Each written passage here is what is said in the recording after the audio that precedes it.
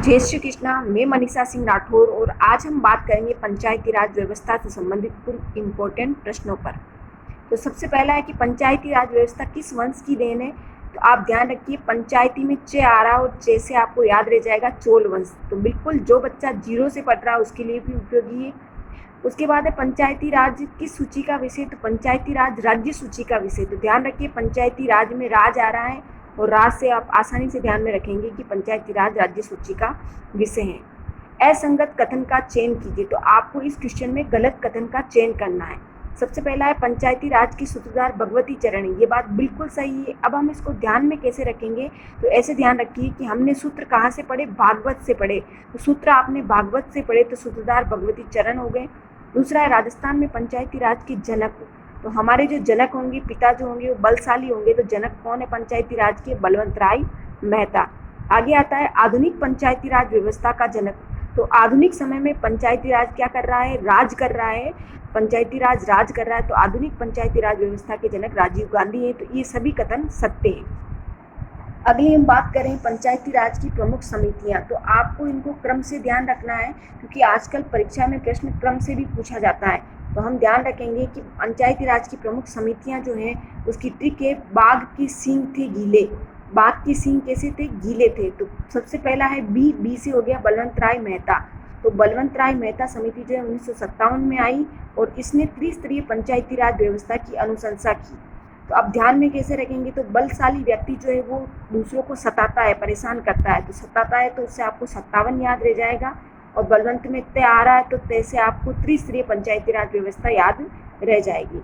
तो आपको कोई समस्या नहीं आएगी। आगे आता है दूसरी समिति है ऐसे अशोक मेहता समिति। तो अशोक और मेहता दो ऐसे ध्यान रखिए, दोनों अलग अलग व्यक्ति, दोनों साथ साथ चल रहे हैं। अशोक और मेहता दोनों साथ साथ चल रहे हैं तो आपको याद रह जाएगा 1977। और इसने द्विस्तरीय पंचायती राज व्यवस्था की अनुशंसा की है।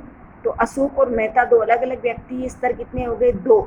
एक अशोक है और एक मेहता है। तो द्विस्तरीय भी आपको याद रह जाएगा और 2 दूनी 4 होता है, यानी कि 2 2 जा 4 होता है।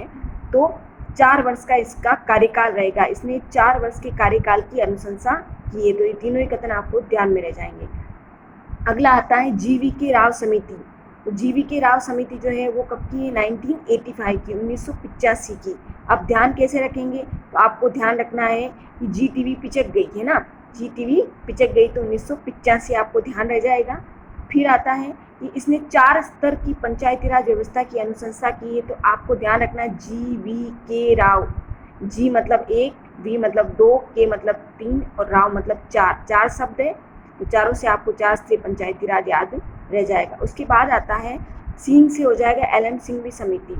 तो वो कब की है? तो 86 की है, 1986 की। अब लक्ष्मी एल का मतलब है लक्ष्मी मित्तल समिति। तो लक्ष्मी है ना, तो लक्ष्मी अर्थ से संबंधित है, पैसे से संबंधित है। तो पंचायती राज में आर्थिक सुधारों के लिए कौन सी समिति बनी थी? LM सिंघवी समिति। और इसी समिति ने राज्य वित्त आयोग के गठन की अनुशंसा भी की थी। अगला आता है थुंगन समिति। थुंगन समिति जो है वो 1988 में है, ठीक है। इसने 5 वर्ष के अंतराल में चुनाव कराने की बात कही है। और सबसे लास्ट में आता है गौडगिल समिति, वो है 1989 की। तो गौड़ हमेशा नए तो नेवासी आपको ध्यान में रह जाएगा। और इसने त्रिस्तरीय पंचायती राज व्यवस्था का आधार स्तंभ रखा है, यानी कि त्रिस्तरीय पंचायती राज व्यवस्था का आधार कौन सी समिति है? तो गौडगिल समिति है। धन्यवाद।